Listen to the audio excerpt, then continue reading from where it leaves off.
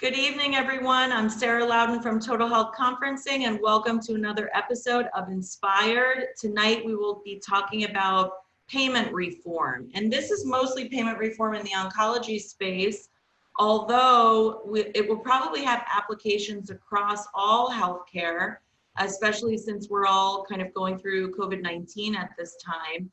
And I'm joined by two people that have been so instrumental in really elevating the notion of payment reform in oncology, specifically in community oncology, but definitely across all spectrums of the treatment of cancer. And I'm actually going to ask each one of them to introduce themselves and talk a little bit about their positions in their current roles. So Ted, I'm going to start with you. Sure, thank you. I am Ted Okon. I'm the Executive Director of the Community Oncology Alliance, affectionately known as COA. COA is an organization, interesting enough, and I think we'll get into this, that Dr. Schwartzberg and I were both instrumental in starting more years than we can possibly think of, 20 plus.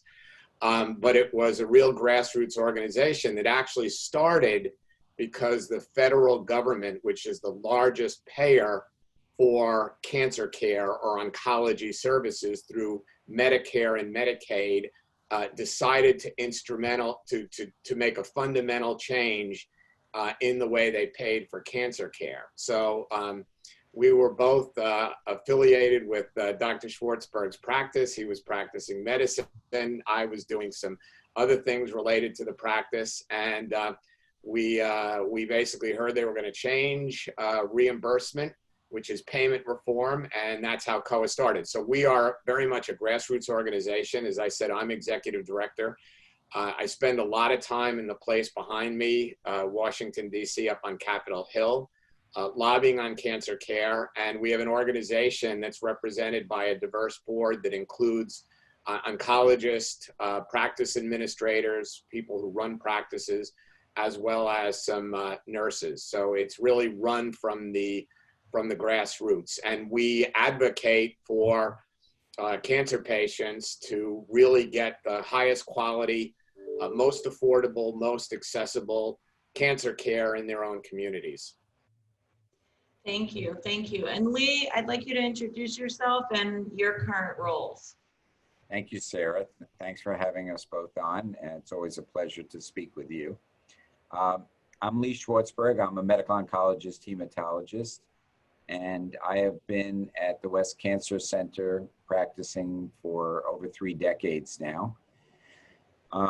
My focus over the last 10 or 15 years from a clinical practice has been on breast medical oncology, and my whole career I've been focused on advancing research in cancer, and we've been involved in a large number of clinical trials. And also I've been involved in innovation, in trying to innovate in cancer, one of which was COA that several of us started out of our practice, as Ted mentioned, and other initiatives that have led to patient-reported outcome programs and research networks and value-based care, something we've been interested in for the last several years and participate in, which definitely dovetails to the topic for tonight. I also serve, for the last year, I've taken on the role as Chief Medical Officer for Oncology, which is a group of oncology practices around the country which have banded together to form a network and a physician management organization, and to elevate the care of patients through using technology, of using standardization in the way we approach clinical care for cancer patients, and introducing precision oncology into the community oncology, or advancing it. It's already introduced, but advancing precision oncology in the world of community oncology, and I spend most of my time doing that now. Thank you. So, you know, we're diving into this topic, and just like a recent topic that we covered on public policy, there's so many interpretations of, what payment reform actually is. So Ted, maybe you can explain to us, just in terms of the context of what we're going to be talking about. We're talking about drug pricing, we're talking about the cost of cancer care in the United States. So maybe you can tell us a little bit about how these prices are set initially in order to kind of come to places where we think that we've got to have reform. Well, as I said, Tara, the about 20 years ago or so, when we formed COA, the reason is that the federal government, at the time that they created what's called Medicare Part D, that's the prescription drug program within Medicare, they fundamentally changed the way that they reimburse for cancer care. So that was the first big instance of payment reform. And because the federal government under Medicare, as well as the Medicaid program, so Medicare 65 and over, Medicaid for those who don't have sufficient means or insurance, is that basically if you look at those programs combined, the federal government pays for about 50 to 60% of cancer care. The rest is paid by commercial insurers. So as a result, and that's changed over time, but at the time it was. So they basically have the heavy hand. So when they changed basically the way that they pay for cancer care, that, as I said, was the first instance of payment reform. And along came, over the next 5 or so years, commercial payers. So insurance companies basically changed the way they paid. Now today, up on Capitol Hill, basically with all the insurers out there, the topic du jour is basically oncology payment reform. And what that means is, how do we change the way that cancer care is paid for? And a lot of times people right away go to the drug part of it, because the drugs are such a big part and they're a very expensive part. And that expense has grown. But it also has to do with the site of care. So that if you look at a clinic like Dr. Schwartzberg's and you look at basically the payments in that clinic, independent, physician-run setting versus the hospital setting, you'll find that the site of care, it's a lot more expensive in the hospital setting. So payment reform doesn't just refer to how do we get a handle on paying for the drugs and capping the payment for the drugs, but what is the site of care about? And of course, oncology is about, or cancer care is about, not just drugs.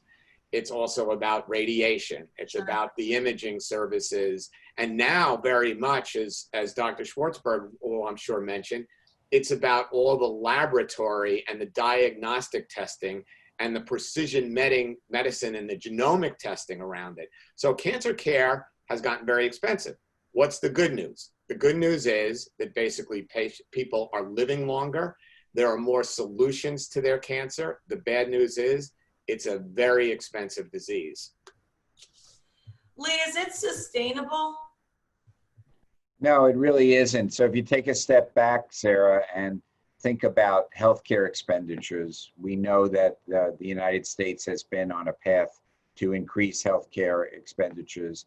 And for the last decade or so, we've been talking about bending the curve. And much like, I know you didn't want to talk about COVID, but flattening the curve that actually came out of healthcare expenditures, which were, so we weren't even necessarily talking about reversing it, making it go lower, but simply the runaway costs of healthcare, not just oncology, but all healthcare, is increasing dramatically. It has slowed a little bit in terms of the acceleration over the last couple of years for a number of reasons, and for reasons that aren't fully understood. But if you look at the fraction of costs that oncology engenders, that's going up.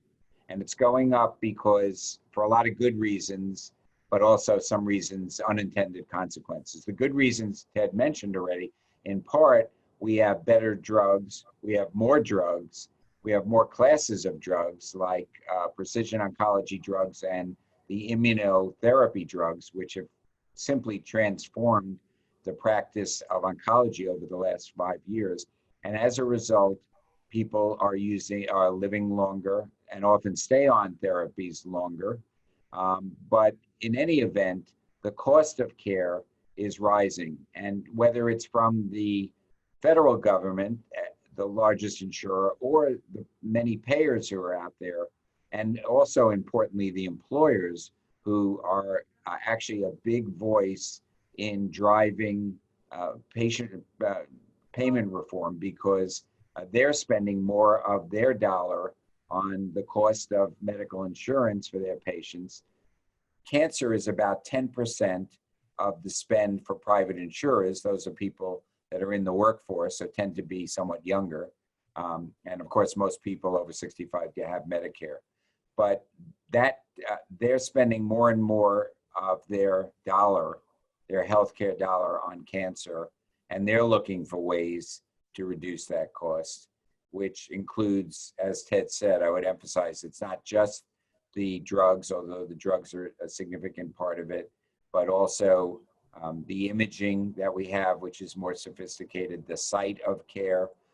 We shouldn't be having to pay different amounts to institutions simply by where the patients are treated, and also testing and ancillaries that come along with that. So it's a very complicated mix of different dynamics that has led to this very high level of cost and increasing burden.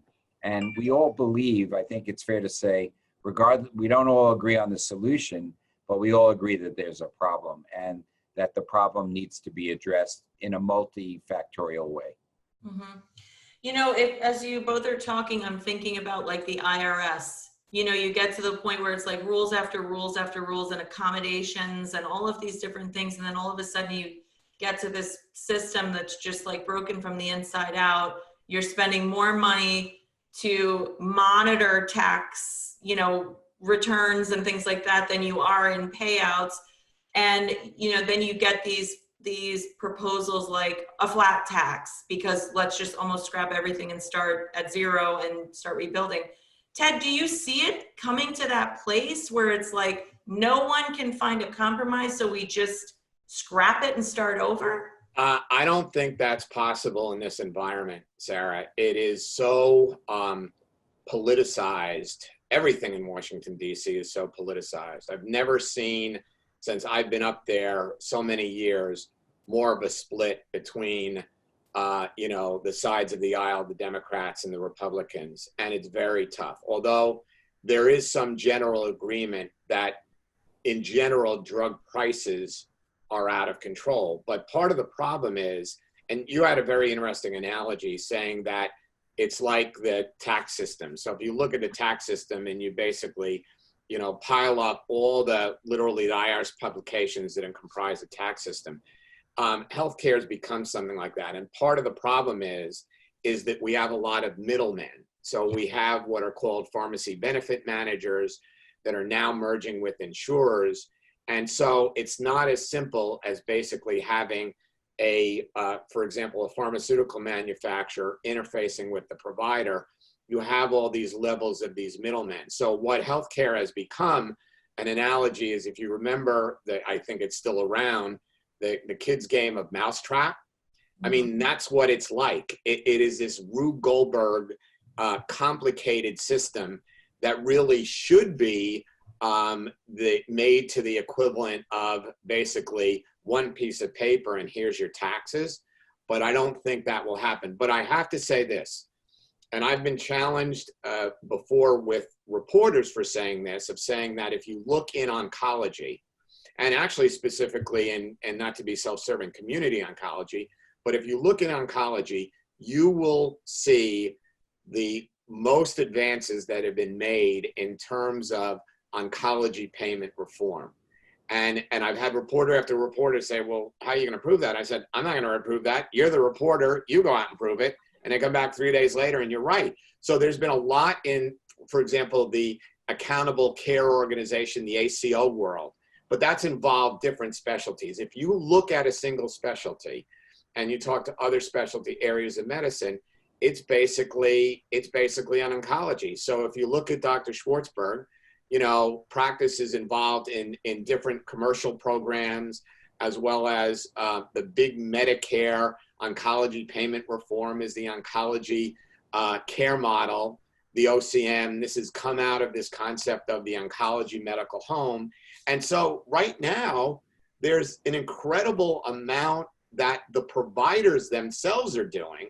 Yeah. Obviously some prompting and in conjunction with the payers, whether it be the federal government or private insurers, but are trying to do this. But it's a very complicated world because it involves the drug manufacturers. It involves a number of different manufacturers that provide services. It not only depends on just independent practices, but hospitals. And then you have these middlemen, and you have some other programs that have made this a very complex, game of mousetrap.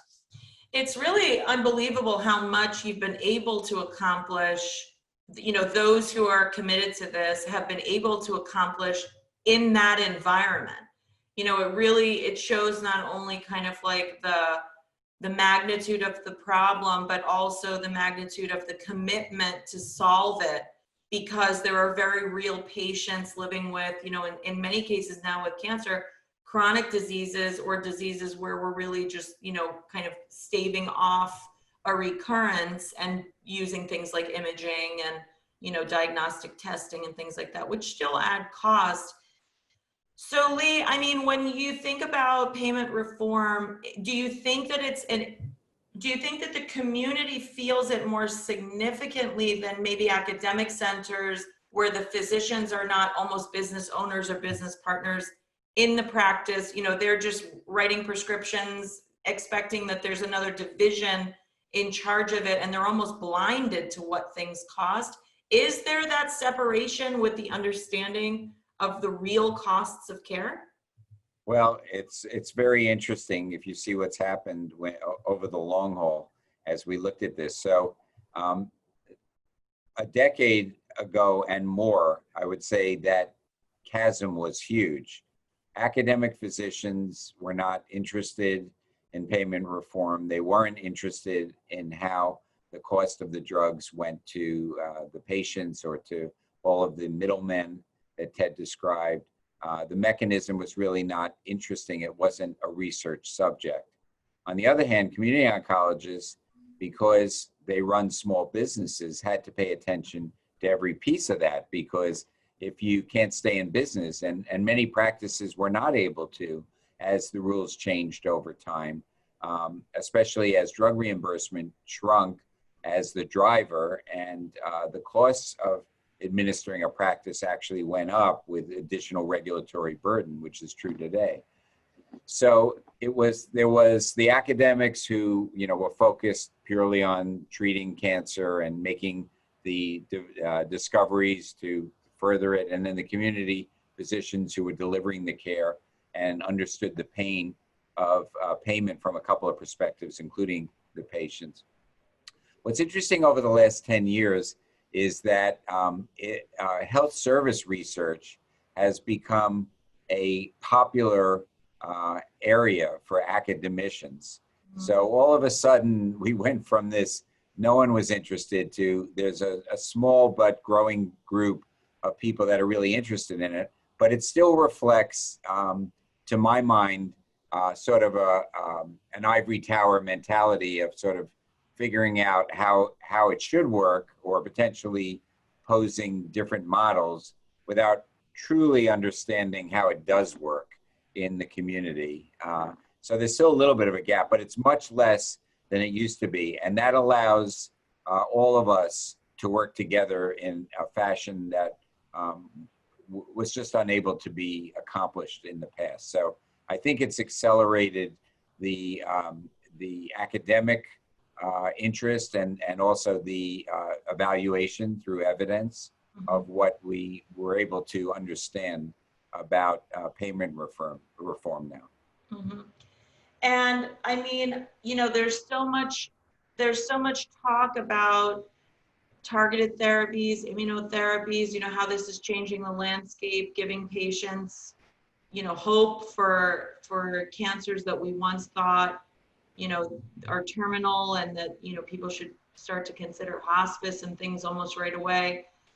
And the patient, while there's so much kind of advertisement, that's probably not the right word, but there's so much awareness of these advances in cancer, I don't know that there's that same matched level of awareness in the cost of this. So when you have a patient, and Ted, I'm going to ask you this question, if I'm a patient and I've now been given this new miraculous drug, and I see my doctor in Palm Beach, Florida, at a community practice, and my copay, like my pharmacy copay is whatever, 10%, 15%, 20%. How am I managing the sticker shock? How are the physicians, especially in community practice, preparing patients for the eventuality of big bills when it comes not only to drugs, but to imaging, to some of the cardiac imaging we need in correlation? Is that something that's new? Is that something that they've kind of grown up knowing how to talk about? Yeah, well, you have a couple of things that are happening, Sarah, that, I hate to use the overused term perfect storm, but, you have these drugs that are growing in basically the cost along with, because they're new technology and advances. And I'm not letting any drug companies off the hook because, as Dr. Schwartzberg said, it's unsustainable. But you basically have the drugs. You have the issue of the differences in the site of care. You have new technology in general, but you have something else that we don't talk about and look at as much. You basically have a difference between what the price of, for example, a drug is and what the cost to the patient is. And, the person who hammers this, I've got to give the credit, who's beaten me into this, is Dr. Mark Fendrick at the University of Michigan, who is a big proponent, basically the father of value-based insurance design. And all the time he talks about what a patient is concerned about. If you talk, for example, drug prices in isolated. Now, is the cost of the drug basically also a function of the price? Yes, but there's not that perfect correlation, because it may be that the patient has commercial insurance and is in a tier that they are paying a huge amount. In fact, one of the popular trends is to buy insurance even on the Obamacare or the ACA exchanges, and you buy those insurances that have the lowest, that basically have the lowest cost or premiums associated with them, but then have the highest deductibles and the highest payments. So that's fine when you're going to, and you have a sore throat and you have to go to your internist to get your sore throat treated. And instead of paying $10, you're paying $20 or $30. It's a very different proposition when you have cancer. So you have the cost of cancer increasing. You basically have the benefit design, which is actually putting more onto the patient. And then you have a number of series of middlemen that are driving this as well too. So if you ask Dr. Schwartzberg how many people that he has, he will tell you, I know that the number of people that he has in the clinic that basically have to deal with this issue for patients, that have to find patients, help them navigate where they can get copay assistance, where they can get free drug, where they can get other assistance, has gone up dramatically, right, Dr. Schwartzberg? Totally agree, Ted. And thinking back on Sarah's analogy about the flat tax, I have to say there are a lot of parallels, because it is so complex now that there is no relationship, as you say, between the price of the drug, the list price, let's say, which, by the way, in every single drug that comes out today for cancer is over $100,000 per year, the list price. There are no drugs being released, to my knowledge, at less than that price point, which, as everyone can see immediately, no one could pay that, and no one does pay that. But the problem is to get from that to what it is for individual patients, what it is to acquisition costs for practices, what payers have to pay if they're buying, with all the middlemen that Ted talks about. It's very complicated, and it's very hard to follow the money, to be honest. So it would be wonderful if with one swoop we could change this to a simple system, but that's unlikely for many reasons. The politics are just one of them, but it is a complex system. On the other hand, something has to change, because at my practice, I increasingly have to employ financial navigators whose sole job is to navigate the individual patients through this Byzantine morass of the way that they can get their drug. If they're underinsured, or if they're if they have no insurance, there can be foundation help. But it's different if you're a Medicare patient. You can't use certain of those devices and services. And then there are others, and it's exhausting, really, for that, from the practice level and certainly from the patient level. I feel for my patients who not only have to navigate the fact that they're dealing with cancer, but also have to navigate the fact that there may be unpredictable financial obligations on them. And we can't forget the fact that medical care is the #1 cause of bankruptcies in the United States today. And that really is, in my mind, unconscionable. Yeah, yeah. You know, Ted, I was listening to another podcast, and the person being interviewed, he was kind of like a philosopher, and he was saying that human beings have to experience crisis in order to change, that change really doesn't come with compromise and all this kind of stuff, that we really have to kind of face this crisis. And I have to say, you know, to lend from the word that we've been using over and over, this perfect storm with COVID-19, and then this, you know, racial inequality and equity fight that we've been fighting in this all together in this moment. Do you think that this could be a catalyst, you know, where we are now seeing tens of millions of people unemployed, meaning they lost their health insurance?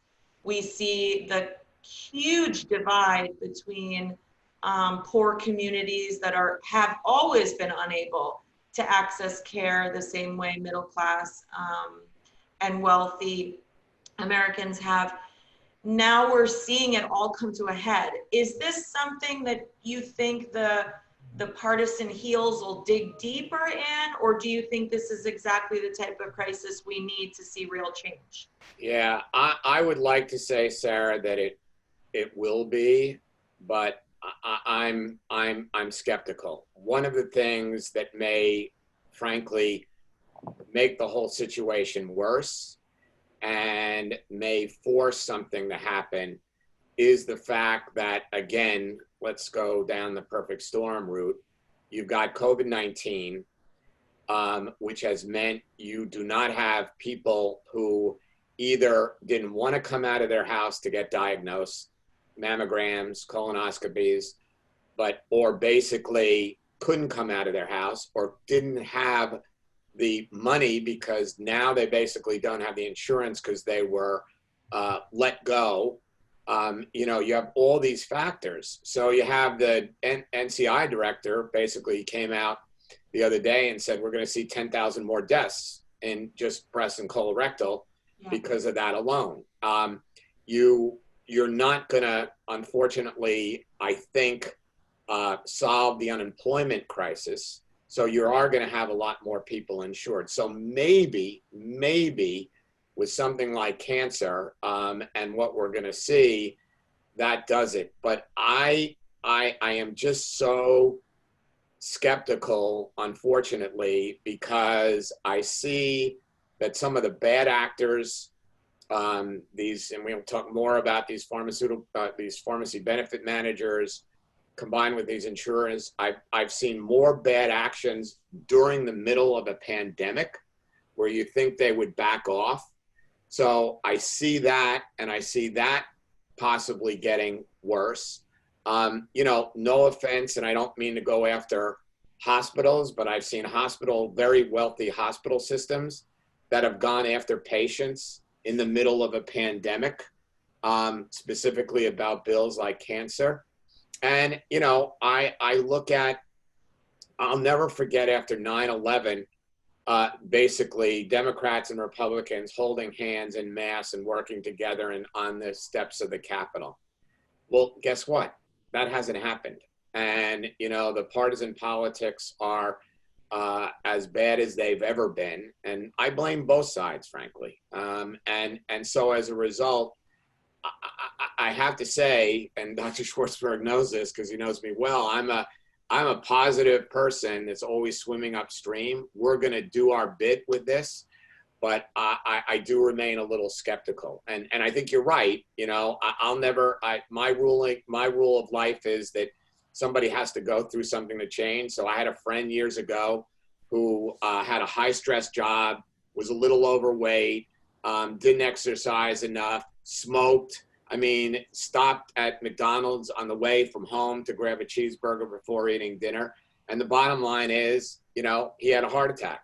Guess what? He's one of the healthiest people you will find now. So that it usually takes that shock to the system. This is a big shock, but I don't know if it's going to be big enough, frankly. Yeah. Lee, is there anything, you know, I know that there are things that private practices are doing. I know that there are things that just the private sector is doing, but is this ever something that the private sector says enough? We cannot continue to kind of work in this unsustainable fashion where, you know, medicine, healthcare is big business and that the dollars flow first. Do you ever, I mean, what is the solution for this? Well, there's a lot of answers to that question, Sarah. I think, first of all, practices can take a stand. They really can. And in our own community, we've taken a stand. I'll give you one example. So one of the things that I believe almost all stakeholders would agree has been an advance in terms of payment reform, in a sense, has been the introduction of a class of drugs called biosimilars. Yeah. Now, we know that biological agents are the fastest growing component of healthcare in terms of drugs. If you look at Medicare, they've grown to, I believe, a majority of the spending of drugs across all disciplines because they're used in the rheumatologic diseases, they're used in a bunch of different diseases, neurologic diseases, cancer, et cetera. And they're quite expensive. And they should be expensive because they're novel drugs. They take a tremendous amount of time to develop them. And they also are made in a way that's very different than the pill you get, which can be made in a manufacturing facility the same way every time. And it's although it's complicated, it's still much simpler than a biological, which just requires so much more oversight. So they're expensive drugs. But when the patent expires on a new drug like a regular biological, other companies can make it similar to a generic or analogous to a generic, but it's not a generic. It's not exactly the same, and it's called a biosimilar. Because the regulatory path for those drugs does not require the very large-scale clinical trials that a pharmaceutical company has to go through to get most drugs on the market, the cost of developing a new version, a biosimilar, is much less. And that savings has been passed along and has disrupted the cost of care for those drugs. So biosimilars typically cost a fraction of what the originated drug costs. And so that saves money for the payer, it saves money for the practice, and it saves money for the patient. So that's a good thing. So how could something so good go wrong? Well, we talk about Ted talked about the middlemen. So we would like to use one biosimilar. There's 5 biosimilars for a particular drug now available. That's a very important drug in cancer. This is a therapeutic drug. We have also supportive care biosimilars, of which there are many versions. And at the practice level, we think they all work, but and we can use one, and we can stock one which is safer. We don't make medication errors. It's more efficient. We understand the drug. We give it to the patients. Everything works out.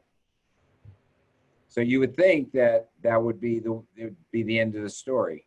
But now that we have multiple drugs, certain payers and their pharmacy benefit managers contract with one of the other drugs, and they get it a dime cheaper. And then they say, Dr. Schwartzberg, your practice has to stock both of them. And you have to stop and think which patient who gets insurance X needs this one. And we're now at the point of having to stock all 5 of them at no benefit or very reduced benefit, subverting the whole concept of biosimilars. So if we could agree as a community, biosimilars are good, let us pick the one. You're all going to save. Everyone's going to save. There may be slight variations. Let us do it this way. Then we would all win. But everyone's got their own point of view, depending on where you sit in the ecosystem of cancer care, and that drives up the cost and complexity.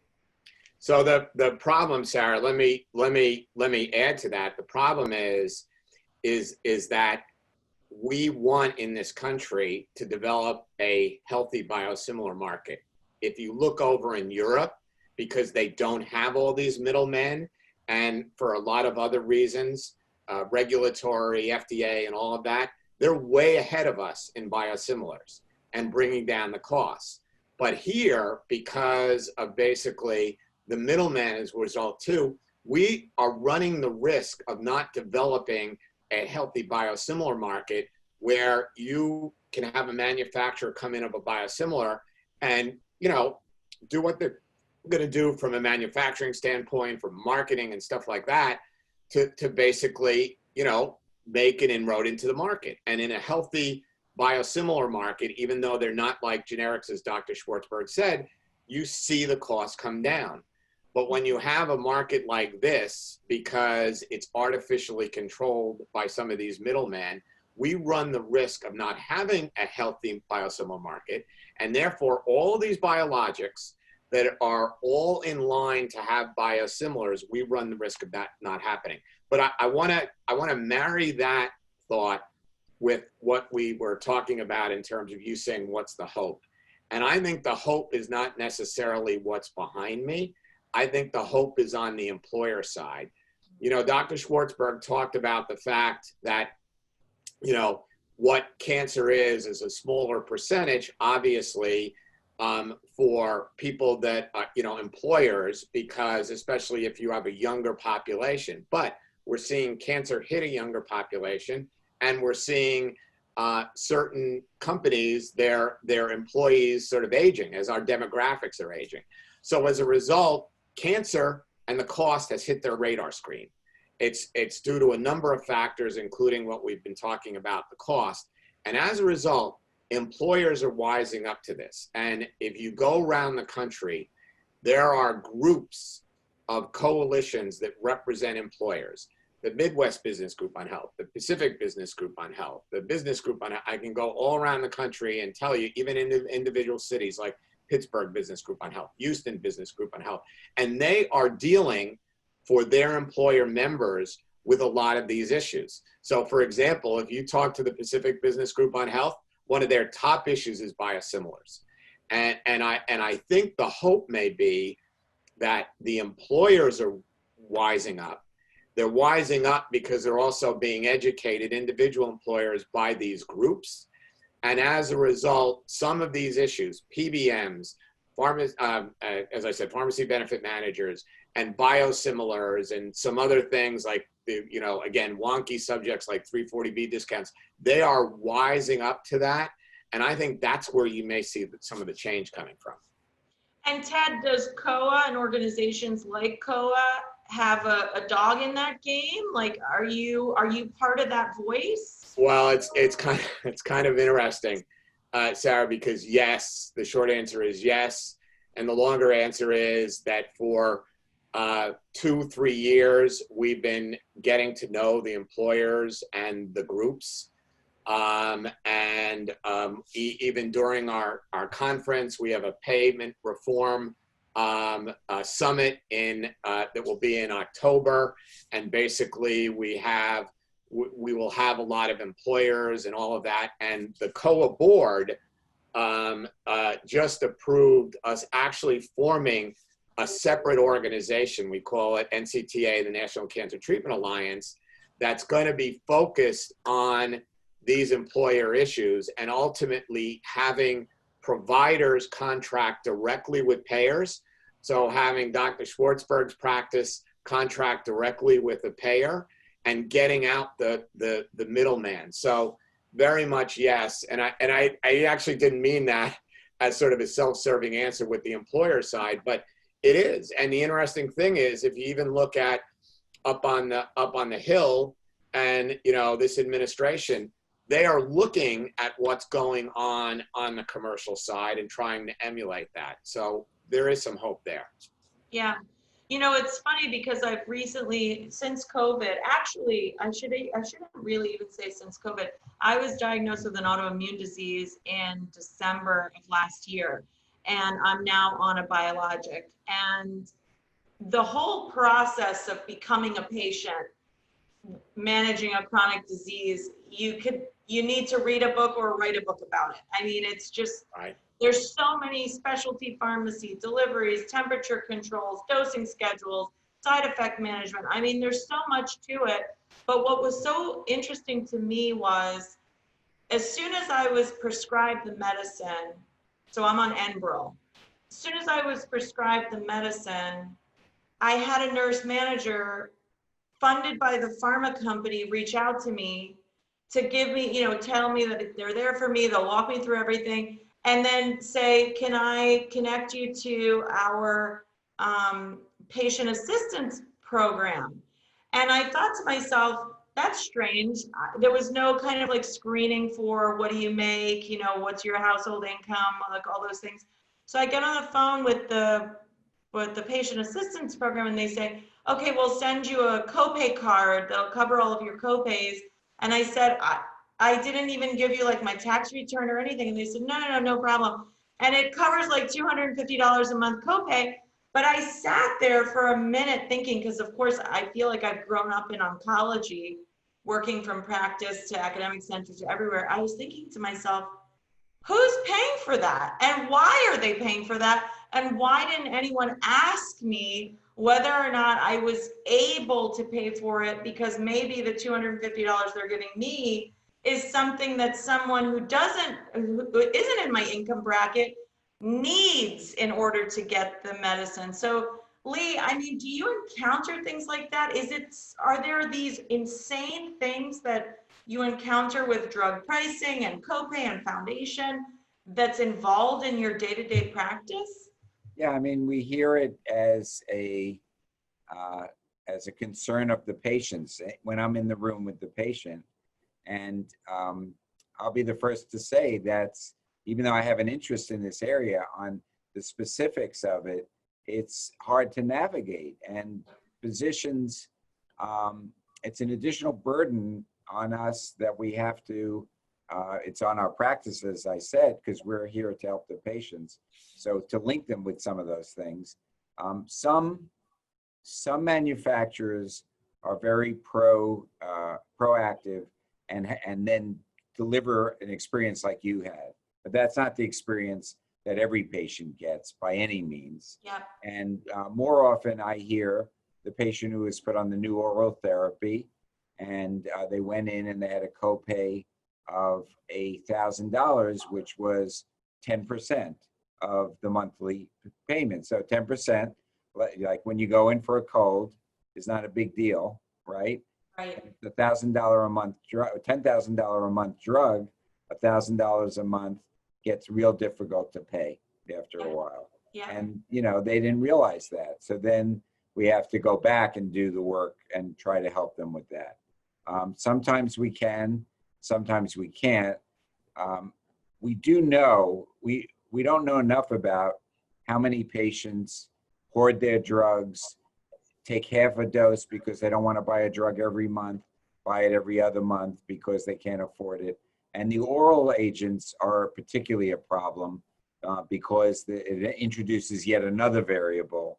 They have to go pick up their drug from the pharmacy, or there's a specialty pharmacy that's delivering it. Every specialty pharmacy has its own mechanisms of payment. So it's really very complicated. And, you know, I'll just add on to that, Sarah, is that, so anybody that doesn't realize this is that basically a third of the drugs now, and even more coming out, are oral. So they're equivalent of what you call oral chemotherapy. So what Dr. Schwartzberg is saying, when he's in the clinic and he's administering it intravenously, you know, or he's infusing the drug rather, the bottom line is he knows for certain the patient's getting the drug. But when the patient's taking an oral drug, the problem is that he doesn't know whether the patient really took it, divided it in half, or whatever. So it introduces another uncertainty in trying to figure out, is it the drug and the tumor's not responding to the drug, or what's happening? And the other thing that this is happening with these oral drugs is, again, this isn't like Tylenol. These are very expensive drugs. So this has attracted, it's basically, you know, it's like putting a can of soda out and having the hornets come to it. These pharmacy benefit managers that see a lot of money to be made in these specialty drugs. And so not only do they want to say basically that, they want to tell Dr. Schwartzberg what he can or cannot prescribe, especially when they combine with the insurance companies, but where the patient can get the drug. So he may have a patient that can get that drug right on site at his pharmacy, but basically the PBM combined with the insurer says, no, you have to get it delivered. So we hear these horror stories all the time of patients who can't get their drugs. They can't get them delivered on time. They get the wrong drug or the wrong dosage. And it's really a problem, because when you have a middleman dictating what you can or cannot do, and how many times, ask Dr. Schwartzberg, how many times he's got to get on the phone to argue with someone who's not even an oncologist that what he's doing, what he's prescribing is the right drug, but then where the patient's gonna get their drug. And then that means somebody at the clinic has got to fight for the patient to get their drug. I mean, this is becoming a big problem. So when we talk about oncology payment reform, it's not just the idea of reforming the prices, it's got to be reforming the system for the patient. Yeah, it's really, I mean, first of all, I just commend you both for all of your work. I commend you both for even having the courage when there was no, you know, Community Oncology Alliance in existence to say, you know, we've got to start bringing together people who are like-minded. And then I commend your passion for what you've been doing all these years, these decades, in continuing to be a voice, because thinking about being a newly diagnosed patient and managing through everything from, you know, how do I tell my family to what do I do about my work, knowing that there's going to be some type of financial consideration, even knowing that, but then thinking of the logistical nightmare that often happens with therapies is just, I mean, like Lee had said about something else, it's unconscionable to think that we're bankrupting American families and that people struggling, you know, fighting for their lives are wrapped up in this system that clearly nobody believes works. It's not like a group of people are fighting because they think this works. It's really just because there's nobody that's willing to say, okay, let's sit down at a table and start drafting out what works best. You know, where do patient advocacy organizations fit into this? I'll ask maybe either or both of you, because the voice of the patient has to account for something. Yeah, you know, I will just say that I think some of the patient advocacy organizations are becoming more aware of some of these issues. but a lot of the patient organizations, advocacy organizations in cancer, and I don't mean this in any way, shape, or form as a criticism, but their focus is on the cure, whereas we're talking about the care. So there's a difference. We actually at COA have a, it's called CPAN, it's COA Patient Advocacy Network. It's headed up by a woman, Rose Gerber, who is a breast cancer survivor. And what we do is focus a lot on the care. So actually, by the time this broadcast, it will already happen, but in July, we're having a summit, a virtual summit for that. But I think there are organizations that really have become more aware because of the prices, because of the, as we talked about, the cost to the patient, that they've got to be more involved in some of these issues, and we've seen that happening. Mm-hmm. And Lee, what are your thoughts on advocacy?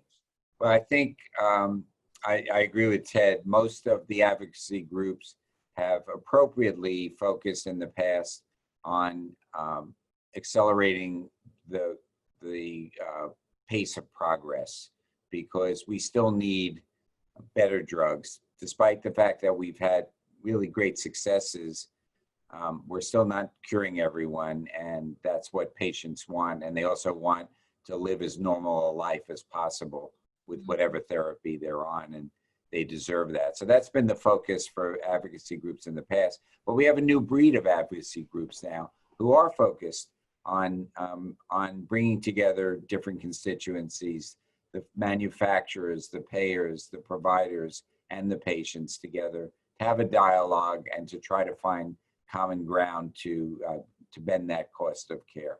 Mm-hmm. So I see that more as a new set of patient advocacy groups, although all the larger traditional ones have definitely bought into this. And in particular, I would say, and I would compliment the patient advocacy groups for getting deeply involved in the notion of health equity, which has been right. Real Absolutely. Issue. And also, of course, we're having a national conversation about that now across the entire culture, but it extends to health in a very real way. And we know that the outcomes for different races and people that are minorities and people that are underfunded with insurance and are poor have worse outcomes. Strictly related, not biological, socioeconomic in nature. And we have to solve those. Yep. And everyone is paying attention to that now. We don't have the answers yet, but we're raising the questions for the first time. Yeah, definitely. Well, we've got probably about 6 or 7 minutes left, and I want to say, it's been such an eye-opener. I know for the listening audience too, what we've talked about here has been an eye-opener. What can an individual do? No matter who you are, maybe different sectors, if you're a provider, you're a physician, you're a nurse, if you're someone involved in advocacy, if you're a business person, if you're someone just kind of affected by cancer, either personally or someone in your family, what can we do? I think, Sarah, everybody has to be an advocate. And whether you're a physician like Dr. Schwartzberg, a nurse like my wife was a longtime oncology nurse, everybody has to be an advocate. And certainly if you're a patient, if you're a caregiver, and you've got to dig deep and you have to demand answers. So if I'm somebody that I or one of my family members has cancer, and basically with my insurance company, I not only go to my insurance company, but I go to my employer. I let my employer know what's going on in terms of some of these issues. I think in this country, a defining moment in terms of advocacy was the debate around the ACA, or affectionately Obamacare as it's known in DC. Before that, you really didn't have people in healthcare. In fact, you were criticized if you got patients involved in some kind of issue. And that brought to the forefront whether people liked it or didn't. And even now, it brought to the forefront of people being advocates. And I think that it is so important in terms of in this day and age, when you have basically the internet at your fingertips. So you've got social media, you've got the internet, you can make a lot of, hey, you're not just some individual that doesn't have access to information, doesn't have any power as well too. So you've got to be an advocate. And Lee, does that advocacy extend, Ted was talking about something that never even came to mind when you're going to fight your insurance company on something to get your employer involved, because obviously your employer, is or should be acting on behalf of its employees.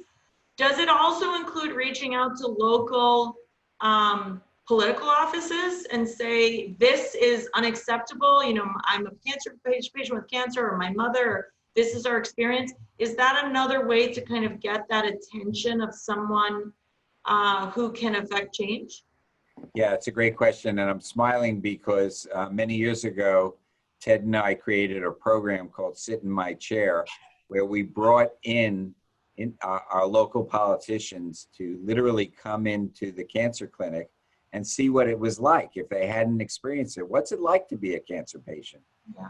Give them a little history, and you're treated like a cancer patient. You go through the mock phlebotomy and infusion and talk to your doctor, and everyone got an incredible, profound reaction to that because they understand how overwhelming it is. Yeah. And so when we do that, we can then go to them and advocate and say, why does the payment at a non-community site twice as much as what it is here? We're delivering the service right in our own community for our patients, for your constituents, if it's a politician.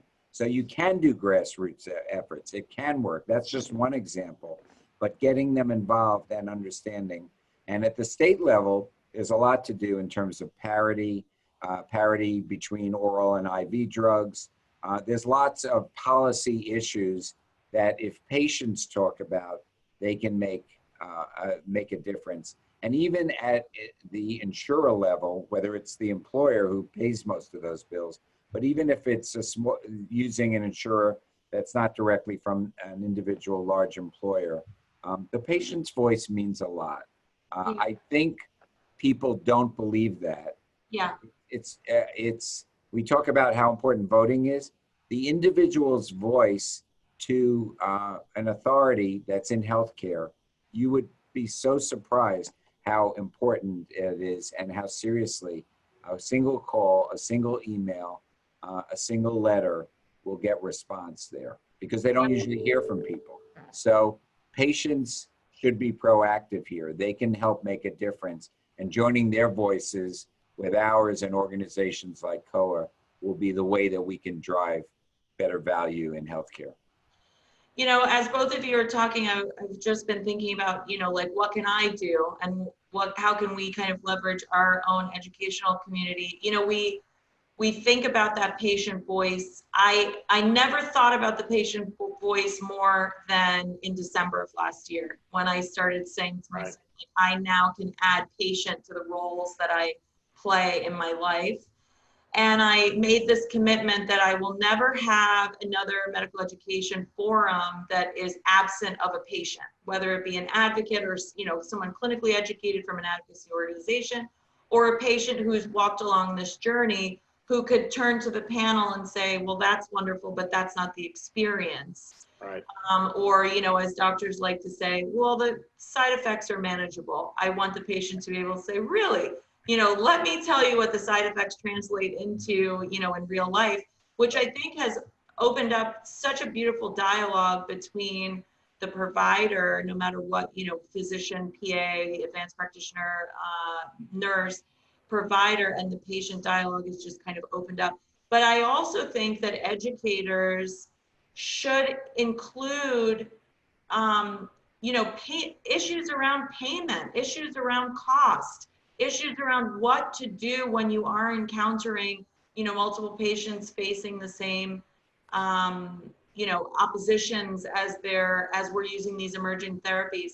So I do think that the narrative has to change. And I think right now what we're seeing is the voice of many really can matter.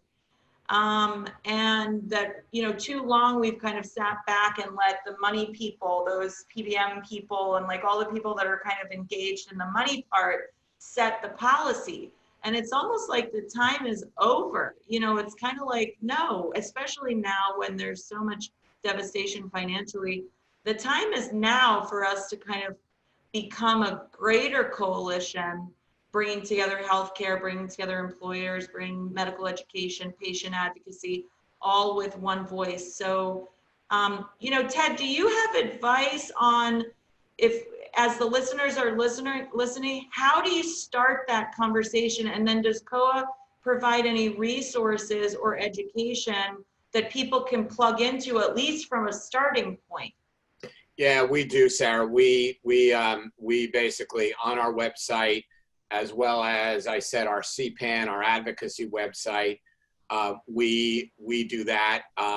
Interesting enough, we've actually put in a growing number of waiting rooms around the country, what we affectionately call COA TV, and someone can come in and basically, as they're sitting there, you know, they're not just getting the news and the weather or seeing some talk show, and not forced education, but hearing sort of good stories and getting educated around that. And we've had more examples of patients who have been coming and flocking to be sort of advocates and getting involved in their care. So it's something that we're very mindful of and making sure. And again, you know, we talked about a lot of wonky things here. You know, my head of communications is always talking about this is too wonky.